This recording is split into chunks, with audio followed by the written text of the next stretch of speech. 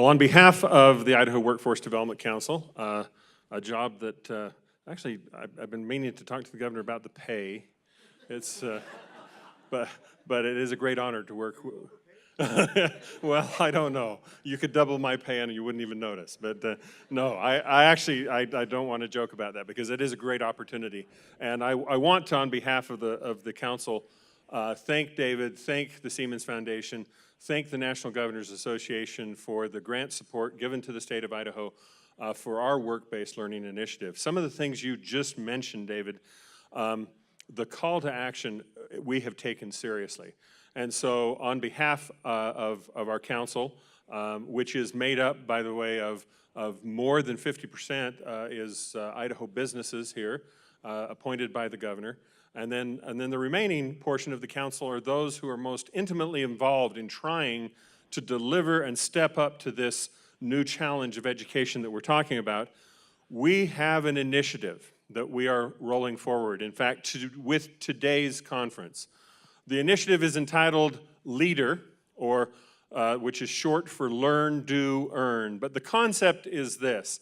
The thing that you heard in the first panel this morning, the thing that you heard in the second panel this morning, what you heard from David just now, we need to do a better job of integrating work with our educational system.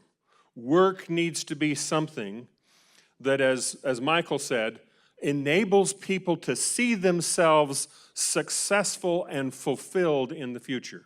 Now, I just quickly want to do something that only we Homo sapiens are capable of doing, and that's a syllogism. Yes, we're going to do a syllogism.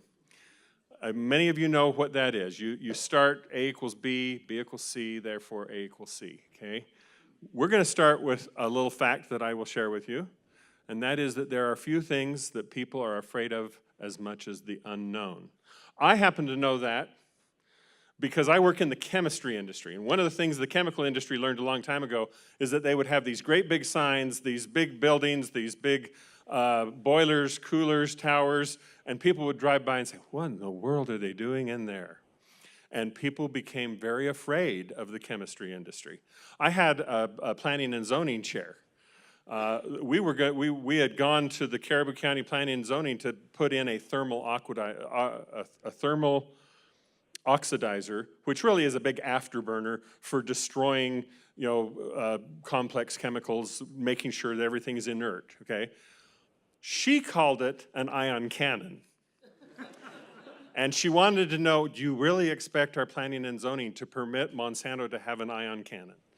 And it just shows what she didn't know was fearful to her. So will I get an argument from anybody that one of the things we fear the most is the unknown?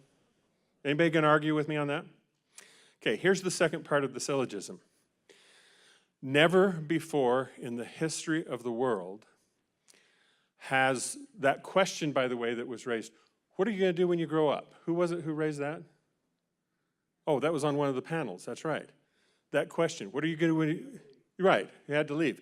That question, what are you gonna do when you grow up? Never before in the history of the world has that been such an unknown. That's what you heard today, okay? So therefore, let's conclude the syllogism.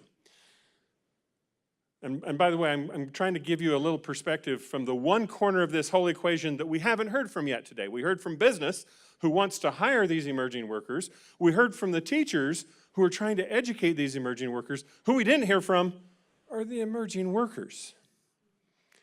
And this is the problem. They are more fearful than ever because their future is more unknown. The nature of the workplace is changing so fast that the old answer, what are you gonna be when you grow up? I wanna be a fireman. Well, guess what? What a fireman does 5 years from now, I can't even tell you, because it has changed in the last 5 years. So,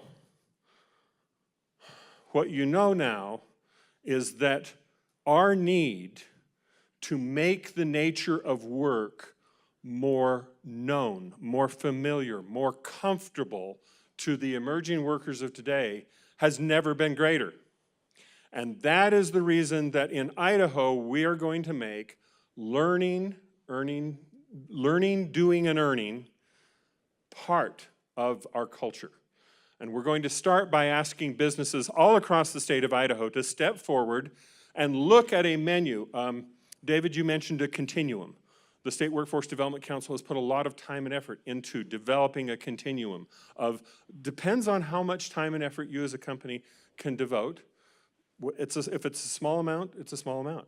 If you can do a lot, we'd ask you to do a lot, but it's a continuum. We ask you to look at the continuum and what you can do to help bring work into the school environment. We would ask you to step up and commit to do that. The State Workforce Development Council will be there with best practices. How can you do this in known programs that produce great results? The State Workforce Development Council may even have a little bit of money in some cases to help fund a particular project. And we will be able to, I think, eventually network you with other businesses that have similar interest in doing something, so that it's not, the burden of this outreach to local schools doesn't fall all on you. It can be you working in partnership with other similar businesses. So that's what we're going to examine in a series of 3 different panels this afternoon, is different ways along this continuum, along this spectrum of learning, doing, and earning, that we can bring work back into the school place so that it's meeting the needs of industry, as you heard on the first panel this morning, so that it's providing teachers with the real-world experiential learning opportunities that they themselves are saying they need, and lastly, so that we have upcoming learners that are not scared to death. Okay? So, with that, let me introduce our first panel. The first panel is going to focus on learning about work. This is where employers don't have a lot of resources, a lot of ability to do like on-site training, but they certainly can be engaged with their local schools. And if we could bring forward the panel, Chance and Rick and Debbie, please come forward. They're going to speak to the issue of how businesses can engage with the local school, where the school themselves will take on the initiative of helping students learn about the work environment, why work is honorable, why work isn't something they should be afraid of, why it's something that is really where, as Michael said, where they can envision themselves really being fulfilled. Because if they see all the different avenues of work, they can pick one that says, I can be happy doing that. Okay, so let's start, first we want to hear from Chance, who gives us the perspective. By the way, Chance is from the much vaunted, and I am told by Scott Rasmussen, certainly one of the greatest welding programs in the entire nation. So Chance, would you share us your perspectives? Yes.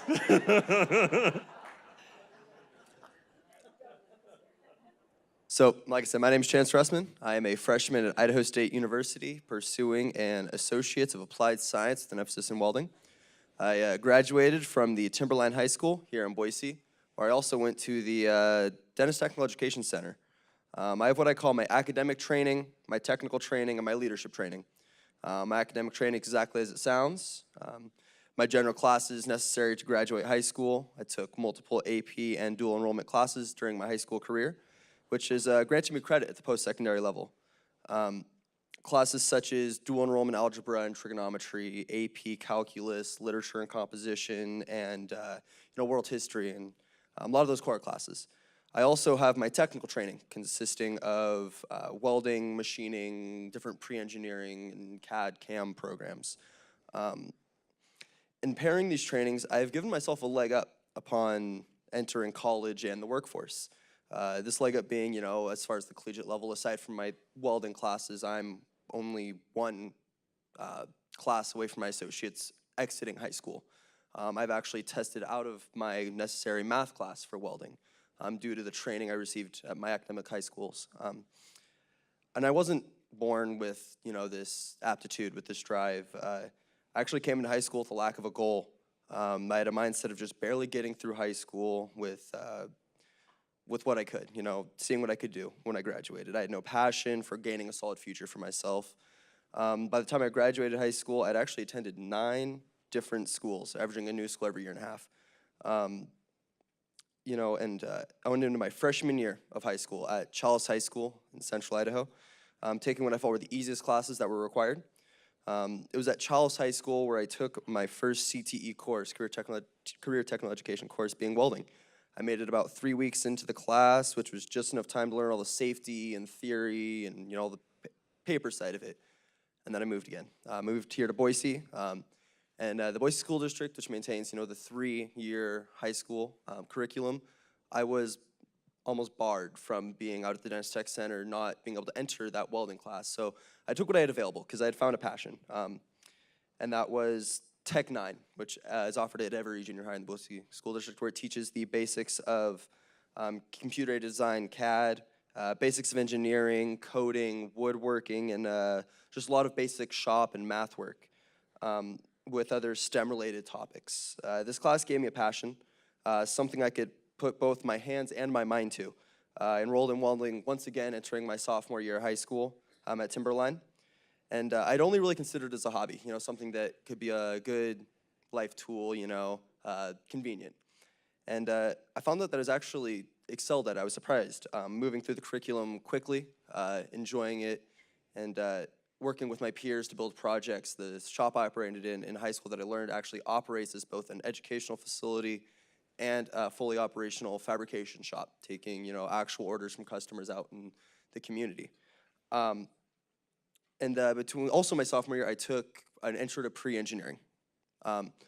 So between those 2 classes and hearing about the worker shortage and the skills gap, it got my brain turning, taking projects and drafting and making blueprints in engineering, and then taking those into welding and making them a reality really, got my mind turning. I could turn this into a career in a field that I love that needed people of my training.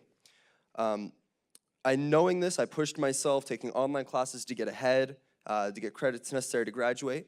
In doing this, I opened up enough room in my schedule by my senior year to take not only my welding course, but also a machining course. These 2 trades pair very well out in industry, which just increases my value as a worker. Makes me look a lot better and increases the skills I have. Aside from my academic training and my technical training, there's also my leadership training. This was a much more difficult training to receive, where I could learn, study, and gain knowledge to gain an academic edge, or practice my trade skills, learn the theory to get ahead. It's not so easy with leadership. So through my high school, I found out about an organization called Skills USA. Skills USA is an organization, a student-run organization, with the goal of giving technical students studying anything from welding to automotive technologies, construction, or even all the way out to cosmetology and culinary arts. A leg up in communication skills, teamwork, or all the soft skills, as we've been talking about all day long. So it pairs our hard skills, our technical trades, with the soft skills, and therefore creating a good leader and worker. So I was going to different Skills USA training events, leadership events, competitions, and I found that wasn't enough. And I guess what enough was leading these events, organizing events, going to these competitions, competing well. So in order to do that, I had to become an officer. I started off at the chapter level, leading small chapter, meetings, and then working all my way up to the state level, being a state officer for Skills USA. Doing so granted me access to higher level trainings, to higher level competitions, and learning more, and then being able to also train other chapter officers, which gave me a passion for giving the opportunities that I had gained to others. And then going through, at this point in my life, by my sophomore, junior in high school, I had a very clearly defined goal. And it was to gain as much training as possible in high school, while it was as cheap as possible, and then moving through college as quickly as possible and gaining as much training as I could. And now that I'm in college, I find myself nose to the grindstone, working towards doing the best work I can, gaining the most training as I can. I've already, like I said, I tested out of my entire my entire semester of Weld Math, short of 1 chapter. This is the 4th week of school, and I'm already having 87 in that class as my final grade. And I want to stand far above, and that's why I'm pushing myself. I push myself every day in the weld booth, getting as much hood time as I can. But good enough isn't good enough for me. I'm not the top of my class, but I'm doing the best to get there.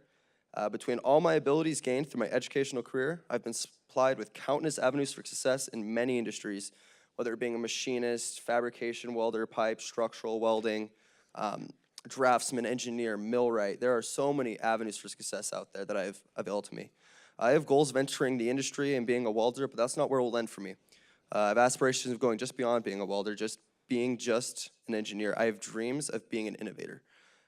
Someone who thrives in an industry needing as much help as it can get. It's, goals that I have. In an age where there are so few innovators with names that will make the history books in the early 21st century, I strive to be successful. When I leave college, I leave with so much more than with an associate's degree. I leave with not only the ability to work with my hands, but also my head to work harder work smarter and harder, to push the edge of technology, to create new industries, and to reinvigorate innovation. Great.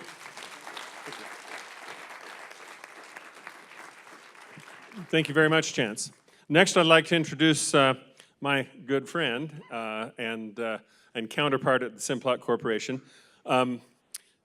Rick Phillips actually was very integral in the creation of the Your Fit program, something that my own company, the minute we saw that it was happening, we thought, wow, that is so easy for us to join in. I mean, it literally cost us almost nothing to join. And I'd like Rick to kind of explain the concept and how we rolled this out in Eastern Idaho, and it's had tremendous success. Rick? Thank you, Trent. I was going to say, Chance, I bet your parents are proud, but nobody's as proud as Dean Rasmussen up there. He's pretty proud of you. So, I also want to give a shout out to Superintendent of Public Instruction, Sherry. She drove all the way to American Falls yesterday. Randy Jensen, stand up. Randy's the superintendent. Is he here? Superintendent of American Falls High School, or the system where Sherry was able to announce the department's Teacher of the Year yesterday. Happens to be a CTE teacher from American Falls High School. I thought that was pretty profound. Even more profound was at the assembly, the student body president, Alex, got up and, man, was he the catch or what? Tall, dark, handsome. The kids loved him. The teachers loved him. And when he was done and he was circulating with all the dignitaries that were, this guy was dripping with social skills. I mean, Butch, he'd make you look like Ebenezer Scrooge. This guy just had it going. I mean, beautiful smile and personality everywhere. And finally, he got to me, and Senator Guthrie, and I said, so Alex, what's next? What's after high school? And he says, I'm going to go to college at either Idaho State or Weber State College. I said, cool, what are you going to major in? He said, welding. It was so profound, so profound. He is obviously a protege of Mr. Badia, who you gave that award to yesterday. So I'd like to talk to you about this program called Your Fit, this initiative called Your Fit, which stands for Your Future in Technology, which got its birth from anger we had with the Idaho National Laboratory. Anybody here from INL, so I know who I'm pissing off? Okay. Whew. No, I at the time served as chair of Bannock Development Corporation, which is the local economic development thing, and INL is a huge economic powerhouse in eastern Idaho, but over the years they had contributed less and less and less to Bannock Development Corporation until finally the executive committee said, we've got to do something about this, and there was some anger there, so we were assigned by the executive committee, me and the executive director of Bannock Development, to sit down with those people from INL and set them straight. So we did. We were able to have a meeting with the key leaders, and just as I was going into that room, I realized that my job at Simplot is to help look at some of the requests we get for funding for different projects in town. And so many times we get requests from organizations that said, this is a good cause, we're good people, you're a big rich company, give us money. Every once in a while we get somebody who gives us a compelling argument to give money to something, but usually and I thought, that's exactly what I'm doing to INL. I'm going in and saying, we're a good organization, you're big, you're rich, you owe us money. And with that epiphany, we went in and after the pleasantry said to INL, you know us, you know Bannock Development, you know who we are, you know who the players are. What can we do for you that no one else can? And they looked at us with a sigh of relief and said, we are scared to death about this thing called the silver tsunami. We have, for every high-level PhD out there, we've got 4 to 7 technical people who are working, and our pipeline is almost empty, and we don't know what to do about it. Simplot's got the same thing. Monsanto, Bayer, we all have the same thing. So we said to them, we will bring you a proposal that you will not be able to refuse if you will fund it. And they said, we will. We walked out of the room, and the executive director said to me, he said, so what do you have in mind? I said, I have no idea. But we'll figure something out. And so that's the magic of YourFit, is that we just started calling people and said, let's get together and figure this out. We called our sister economic development organizations in Power, Bingham County, and the 4 other counties in southeast Idaho. Scott from the College of Technology, Candy from Department of Labor, the superintendents, the principals of southeast Idaho. I mean, we just came together around the table and said, how do we do this? We all agree that this is a big issue. How do we solve this? There was no formal organization. There was nothing. The communities of southeast Idaho came together and said, well, so we started developing a plan, trying to think what we did like, what we didn't like. I personally don't like career fairs. I've been to too many career fairs where you just stand there and hand out pencils and brochure and kids get sacks full of stuff that they take home. So we came up with this idea, what if we were able to actually get people who do technology to go to the schools and show them some of that, what I call O-sheet technology. O-sheet meaning a kid will look at it and say, oh, sheet, that's cool. I like that. So we started looking around, and that's what we did. And we had this long list of players who everybody just pitched in what they could do. We didn't know what we could do, and that was the cool part. We did miss out one important group of people, and I'll talk about that later. So anyway, we put together this idea. We through the College of Technology and through the Department of Labor, we identified 8 different career paths in eastern Idaho that were high growth, high wage, high opportunity, that you could get fully credentialed in southeast Idaho. Then we send out through the principals and superintendents a survey to every junior and senior student in all 8 southeastern Idaho counties, asking them what they knew about these 8 career paths. Of those 8, 92% of the kids knew nothing or very little of any of them except for welding. So in southeast Idaho, if you graduate from high school and go to work, your average wage is $29,000. If you get a 4-year degree, on average, you're going to make $44,000. If you get a 2-year welding degree, you're going to start at $34,000. If you get a 2-year nuclear operations technology degree, it's $92,000. Our kids knew nothing about that, nothing about those. So what we did is put together a plan to visit the high schools with O-sheet technology. We called it a career fair without HR people, because the HR people weren't there. It was the people in the companies and at INL and at College of Technology who do these cool technology things. We decided to have it after hours so the parents could come. We have treats, of course, and then we gave away a truckload of prizes, which included a lot of drones. And we visited 9 schools the first year, and I think 8 or 9 schools the second year, everywhere from Star Valley, Wyoming to Arco, Idaho. What we found, a couple of things. Number one, the rural schools loved it. We were the biggest show in town in rural schools. In the urban schools, sometimes we had to compete with different career fairs. Not quite the excitement, great support from the school administrators and stuff. So here's the part that we missed. And here's why we stopped. We did it for 2 years, and we've changed it to Right Fit now, because one thing we realized is these kids are so excited about a career in technology, but they don't have there's not a platform of people out there they can ask about it. My generation of parents have told our kids, go out there and get a 4-year degree so you can go to, get a job. That's not great advice all the time anymore. And so the people that we had missed were the school counselors and the career guidance people. And so we shifted away from doing these O-sheet technology expos to bringing in those people who are really influencing the kids at the ground level. And that's why now it's called Right Fit. So the College of Technology and our group, the same group this year, is working with our counselors in Southeast Idaho, we're going to meet with the Department of Labor, and they're growing together. Conference coming up, I think, in October. So here's the miracle of the thing. The event was great. The schools want us back. They invite us back. The miracle of the thing was, Trent, the community. I mean, whether it was the businesses like yours or the county commissioners or the mayors or the college or everybody came together for this thing. There was no formal organization. There's no formal budget. There's no anything. It's just this magic that happened in Southeast Idaho. Thank you. Thank you very much, Rick. And lastly, we have the opportunity to pose a question to Ms. Debbie Critchfield of our State Board of Education, and that is, Debbie, why is it that students should learn about work in their K through 12 education? Can I answer your question in a very roundabout way? You may. I'll get there, but give me a second. So this morning, as I listened to the very impressive presentations from teachers and others who are promoting the good things happening in classrooms and wonderful and innovative industry ideas and partnerships, I felt like I could see bubbles over everyone's head that said, well, what in the heck is our State Board of Education doing to make sure that these things are happening? And I want to touch on, and I'll get to your question, Trent, if you'll let me touch on a couple of things.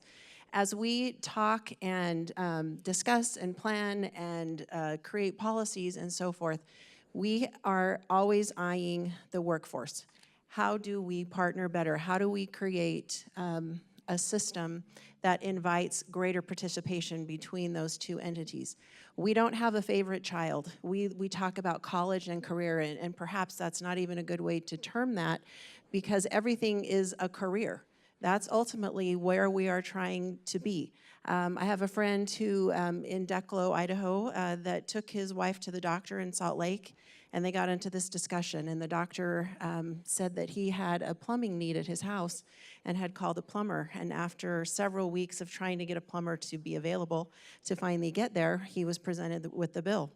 And he looked at the bill and he says, oh, wow, this is more than what I charge. I charge $200 an hour. And the plumber said, that's what I used to charge when I was a doctor. True story. And so I use that, it's funny, but it's an illustrative of where we come from as a board. And you've got other board members that are here in the room, Sherry and Linda, and I know Dave Hill, there he is, he's back in the corner. To a person, we wholeheartedly believe that we need to reduce the barriers of going on. And when we talk about going on, it's not to go on for one thing. We have a statewide goal. We cannot reach it with the students graduating from high school. We have to also touch upon adults who we believe are underemployed. And we think that we have strategies, and we believe in the strategies that we have, and we're committed to doing some things. So let me just take a couple of minutes that I have here and touch on what those look like. It's the higher ed task force that Governor Otter put together a couple years ago, was touched on previously. One of the committees that I co-chaired was removing, or what are the non-financial barriers for folks to be able to go on, whatever that looks like, 2-year, 4-year technical trade, whatever that is. And that work has continued, and as we got to smaller working groups, last month the entire board saw a list of 16 recommendations from this committee that touched on what I'm going to categorize in three different groups. One would be counselors. So our state has made a $9 million investment in college and career advisors, specifically for the purpose of helping connect students and parents with the right information and the right fit. Taking counselors and college and career advisors around, or inviting them into your business so that they can understand what's involved there, helps them counsel students and parents. Other recommendations for counselors touch on freeing them up from other perhaps clerical responsibilities that will allow them to really connect with students and families, that give them the time that they need to know a student and know how to make the appropriate recommendations. The next group that we're looking at, the recommendations touch on students. And there are all sorts of things, from digital campuses. You heard reference to a program called AVID, or BEST program, that match students with their their likes and their aptitudes so that they feel successful while they're in high school and moving into the college arena. And I had to write some notes because there were so many things. Last month, our board proposed a rule that would make some changes to the senior project that would expand satisfying that requirement with internships and apprenticeships. We believe that if you are actively as a student involved in those things, why would you then go back and choose something different as your senior project? And so we are hopeful that the legislature will approve that change to expand that. We are also looking at increasing access to digital classes that bring in work experience, having a digital campus. We've asked our universities and our institutions to do sort of an informal audit to see how are you using work experience in your general education requirements. Can some of the work experience that students get their first year count towards those? And they should.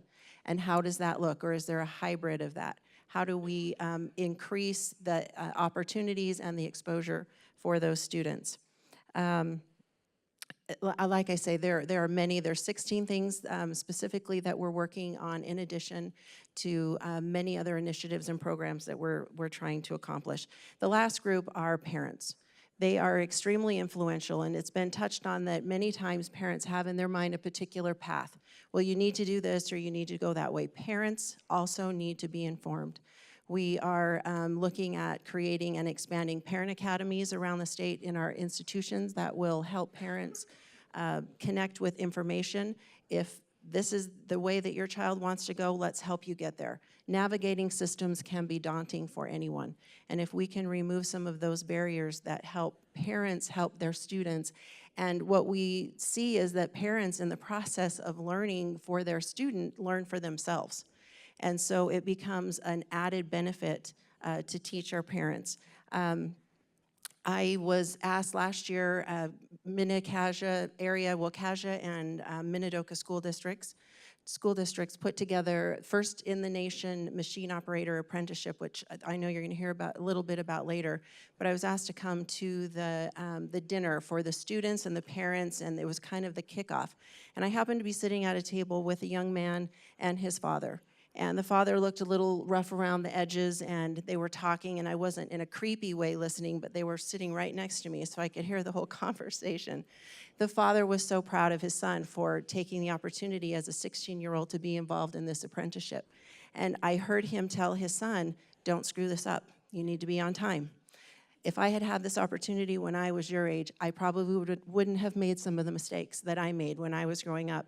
And I had a little window into what was going on in their relationship and to see how the father was helping to encourage the son and how proud the father was that this program was available. And it occurred to me in that moment that that father, for the first time probably in his whole son's public school career, saw the value of education.